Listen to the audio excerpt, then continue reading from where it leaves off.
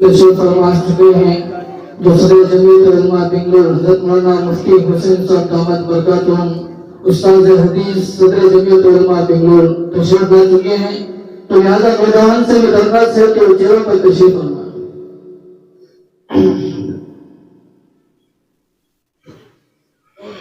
اب اس کے بعد جس مقصد کی بنیاد پر یہ اجلاس انعقاد کیا گیا ہے تو اس پر روشنی ڈالنے کے لیے میں شہر ملباگل کے مشہور و معروف عالم دین حضرت مولانا اسد اللہ صاحب باقی دامت برکاتہم خطیب مسجد عمران حضرت والا سے درخواست کرتا ہوں کہ حضرت والا اپنے قیمتی نصائح سے ہم سامعین کو مستفیض فرمائیں۔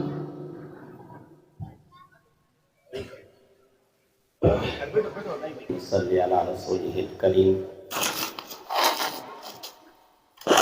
قال النبی صلی اللہ تعالی علیہ وسلم کل مولود یولد علی فطرت الاسلام او یحودانہ او ینصرانہ او یمجسانہ او کما قال علی نبینا علیہ الصلاۃ والتسلیم۔ حضرت مولانا مفتی محمد حسین صاحب دامت برکاتہم شیخ الحدیث صدر جمعیت علماء بنگلور، دائش پہ بیٹھے ہوئے دیگر علماء کرام، میرے سامنے جلوہ فرما علماء، حفاظ اور بزرگان محترم، اللہ تبارک و تعالیٰ کا کروڑہ شکر ہے، اس کا بڑا احسان ہے کہ اس رب نے جمعیت کے بینر تلے آج کا یہ اجلاس مکاتب کی اہمیت کے تعلق سے منعقد کرنے کی سعادت بخشی ہے۔ ہزاروں لاکھوں درود و سلام ہو جیو حضور علیہ الصلوۃ والسلام کی ذات بابرکت پر، جنہوں نے مسجد نبوی بنانے کے بعد پہلا کام جو ہوا وہ اصحاب صفہ کو پڑھانے کا ہوا۔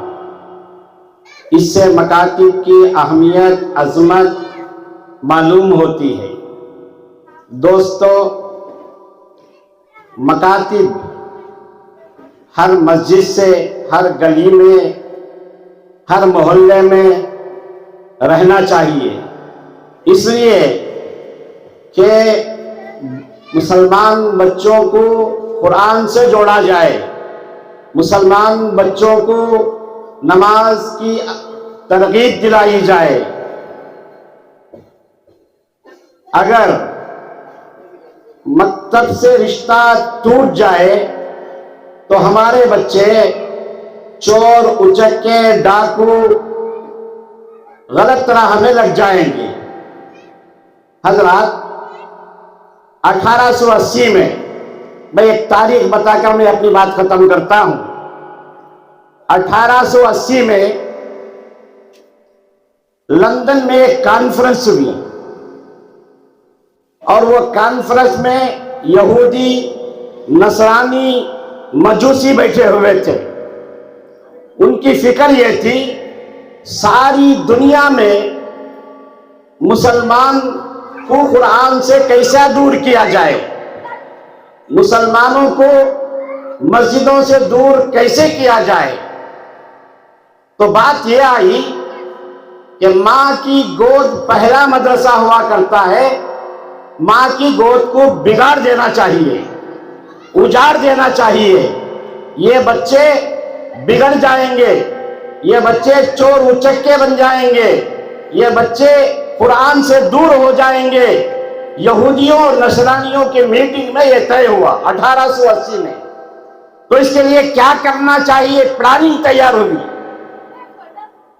میرے دوستو، اس پلاننگ میں یہ تیار ہوئی کہ یہودی کے گھر میں ایک بیٹی پیدا ہوتی ہے، اور وہ بیٹی اسے امریکن یونیورسٹیوں میں پڑھایا جاتا ہے، اس کا ذہن بنایا جاتا ہے، اور اسے یہ بتایا جاتا ہے کہ تجھے ایک مسلمان سے شادی کیا جائے گا، اور یاد رکھنا تو مسلمان بن جانا، زبانی بننا، دل سے نہیں بننا، دل سے یہودی رہنا، دل سے نصرانی رہنا، اور تیرے سے جو اولاد پیدا ہوگی اس کے بعد ہمیں کیا کرنا ہے ہم پلان کر رہے ہیں۔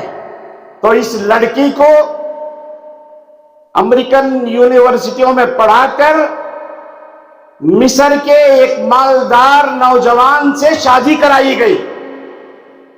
مصر کے نوجوان سے شادی کرنے کے بعد یہ مسلمان بنام تھی، برائے نام مسلمان تھی، اور اس سے ایک بیٹا پیدا ہوتا ہے، اور وہ بیٹا امریکن یونیورسٹیوں میں پڑھتا ہے، پلتا ہے، اس کی ذہن سازی کی جاتی ہے، اسے جنرل بنایا جاتا ہے، کرنل بنایا جاتا ہے، اور مصر کے ملٹری میں اسے داخل کیا جاتا ہے، یہ ٹریننگ لی جاتی ہے، اور یہ تاریخ ہے، یہ کوئی قصہ اور کہانی نہیں دادا دادی کی۔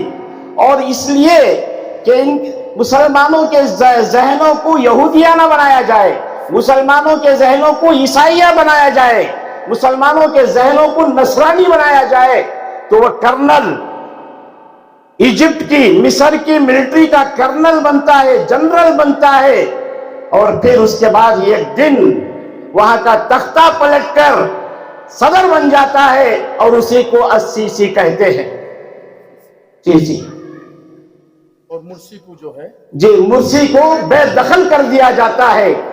پکا مسلمان، نیک، اللہ کا بندہ، مولانا اچھی طریقے سے تاریخ سے واقف ہیں اور بتا رہے ہیں۔ یاد رکھیے میرے دوستو، یہ کچھ بنا، آج 50 ملک ہیں، فلسطین جل رہا ہے، 1 لاکھ سے زیادہ مسلمان مر چکے ہیں، زیادہ سے زیادہ بچوں کو ٹارگیٹ کیا جا رہا ہے تاکہ ان کی نسل آگے نہ بڑھ سکے، لیکن دنیا کا وہاں ایران منہ کھول رہا ہے، اور کچھ ڈرتے جو ہے سعودی عرب منہ کھول رہا ہے، لیکن افسوس ہے ایجپٹ غزہ کے بازو ہے، اس کا بارڈر ہے، یہ بارڈر تک نہیں کھولتا، اور سیسی جو اس کا مصر کا صدر ہے یہودی ہے، در حقیقت وہ یہودی ماں کا بیٹا ہے۔ اور پھر اس کے بعد میرے دوستو، آپ کو اور ہم کو معلوم ہونا چاہیے، بچے مر رہے ہیں غزہ کے، تڑپ رہے ہیں، وہاں کھانا نہیں ہے، لیکن یہ بارڈر نہیں کھولتا۔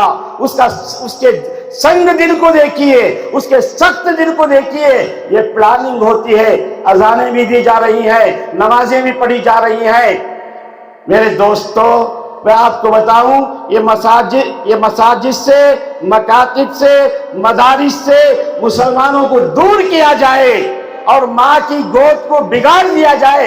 ہماری ماں کی گودیں تو بگڑ گئی ہے، اس پر بحث کرنا ہے تو اس کو دوسرا جو ہے عنوان چلے گا، لیکن یاد رکھیے، میں وہاں سے اب یہاں آؤں گا ہندوستان کی طرف۔ ہندوستان میں آج سے 1925 میں ناگپور میں ایک پلاننگ ہوئی، RSS کی ایک پلاننگ ہوئی، ہندوستان کے مکاتب کو ٹارگیٹ کیا جائے، ہندوستان کے مدارس کو ٹارگیٹ کیا جائے، اور 100 سال کے بعد اب جو ہے RSS کو ہندوستان پر حکومت کر رہی ہے، ان کا ٹارگیٹ مسلمان مدارس ہے، قرآن سے دور کرنا ہے، ان کا ٹارگیٹ مسلمانوں کے مساجد کو ٹارگیٹ کرنا، بلڈوزر چلانا، ان کے مکاتب کو برباد کرنا، مسلمان کو پریشان کرنا، سکون سے نہ رہنے دینا۔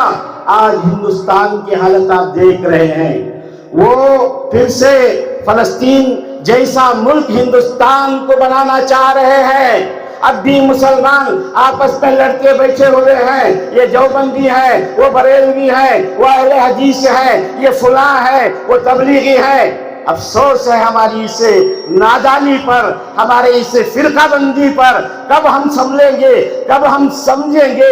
آج بلڈوزر یوپی میں چل رہا ہے، بابری مسجد ہمارے آنکھوں کے سامنے شہید کر دی گئی، گیان واپی مسجد قریب میں ختم ہونے والی ہے، آسام میں مدارس کو ٹارگیٹ کیا جا رہا ہے۔ ہمارے اپنے اس جو ہے ہمارے یہاں کے اس کرناٹک کے اندر بھی حجاب کا مسئلہ لایا گیا، مکاتب کا مدرسہ، مکاتب مدارس پر جو ہے حملے کیے گئے، عجیب ماحول چل رہا ہے، اور مسلمان اب بھی جو ہے بڑے افسوس کے ساتھ کہنا پڑتا ہے لڑائیوں میں، جھگڑوں میں آپس میں لڑتے ہوئے بیٹھے ہیں۔ میرے دوستو، یہ جلسہ صرف اس غرض سے منعقد کیا گیا ہے، مکاتب کی اہمیت، غیروں کے پاس پلاننگ ہے، اپنے بچوں کو تربیت دیتے ہیں، وہ آگے بڑھاتے ہیں، مسلمانوں کا خاتمہ کرنے کے بارے میں سوچتے ہیں۔